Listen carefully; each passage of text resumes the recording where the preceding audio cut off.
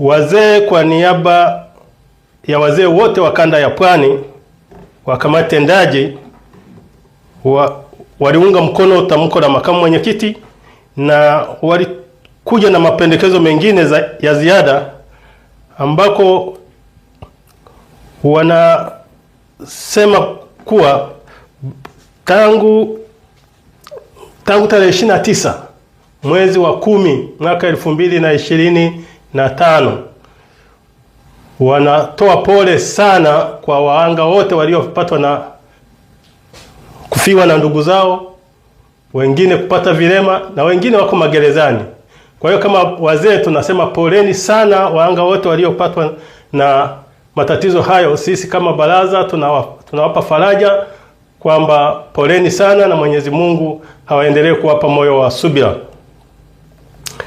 Lakini pia baraza lilijielekeza na kuomba serikali iweze kumwachia mwenyekiti wetu wa chama ndugu Antipas Lissu ambaye alikamatwa tangu tarehe 9 mwezi wa 4 mwaka 2025 mpaka sasa yuko kwenye kuta za magereza. Na kwa maana hiyo baraza lilikuja na azimio la kwamba makamu mwenyekiti aachiwe bila masharti ya aina yoyote, kwa sababu kesi hiyo ilikuwa ni ya kisiasa na haina uhalali wa aina yoyote. Na pia inapenda watu wote walioko magereza waweze kuachiwa bila masharti yoyote kwa ajili ya maandamano ya tarehe 29, kwa sababu pia wanaamini kwamba hawakufanya makosa, walikuwa wanatetea haki yao ya kudai uhuru wao wa kufanya uchaguzi ambao naona walikuwa wakinyimwa.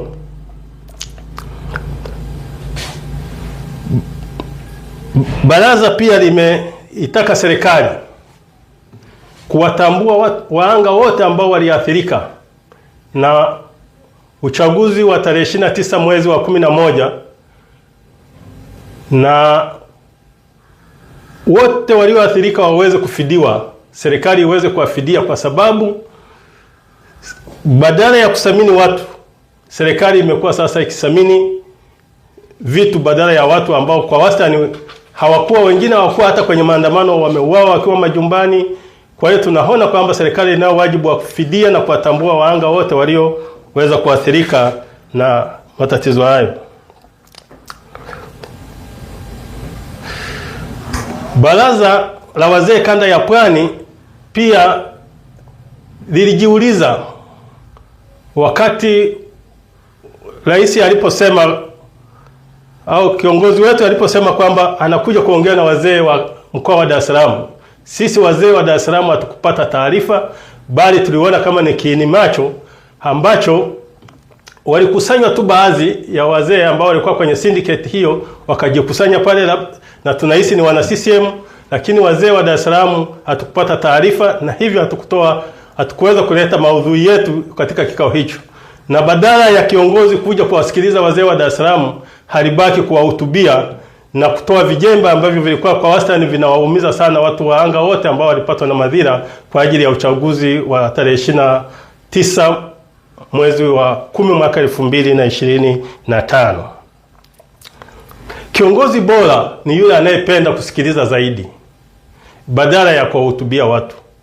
Kwa hiyo tunaamini safari nyingine atakapohitaji kukutana na wazee wa Dar es Salaam, basi hawe ni mtu wa kuwasikiliza zaidi wazee, ili wamwambie changamoto zinazolikuta taifa, na hasa kwenye changamoto mbalimbali ambazo zinalikuta taifa letu kwa muda huu sasa hivi.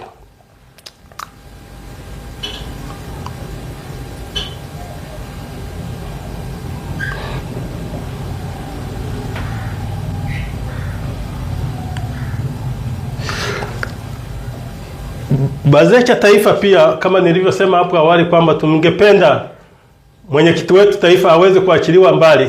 Hiyo itakuwa msingi wa kwanza kuonyesha kwamba sasa tunataka kwenda kuliponya taifa.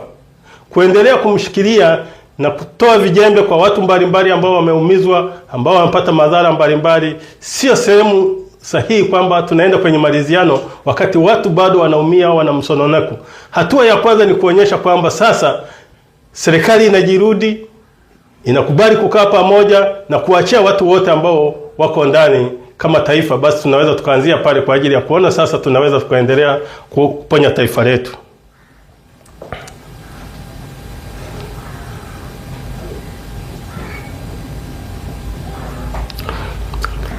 Wazee wa kanda ya Pwani ndio waathirika wakubwa kabisa kutokana na matukio ya tarehe 29, kwa sababu imepoteza vijana wao wengi, imepoteza wake zao, imepoteza vijana, imepoteza wazee wenzao.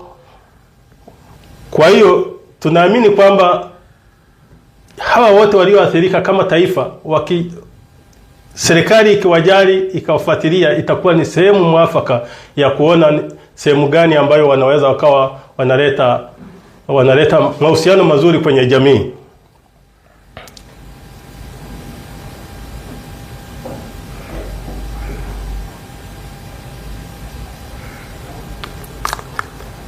Mwisho kabisa, si kwa muhimu, sisi tunatoa wito wazee wa kanda ya Pwani kwa niaba ya wazee wote na taifa letu kwa ujumla kwamba viongozi wetu na watawala lazima watambue kwamba nchi hii sasa hivi ni ya vyama vingi na sio nchi inayouziwa na chama kimoja au serikali ya CCM na dola.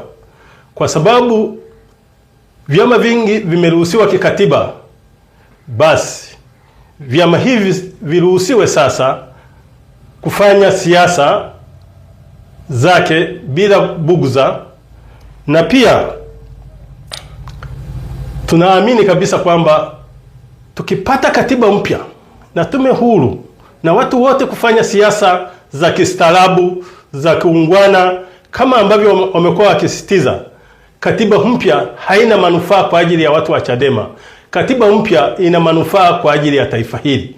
Kwa hiyo tunatoa wito kama wazee wa Pwani, viongozi wetu, kipaumbele chao cha kwanza kwa sasa hiwe ni kwa ajili ya kulipatia taifa hili katiba mpya na tume huru. Hili sasa taifa hili lisahau kabisa swala la kurudi huko tulikotoka, vijana wetu kuumia na kuuawa kwa sababu tu kuna watu wanahozi madaraka kwamba ni CCM.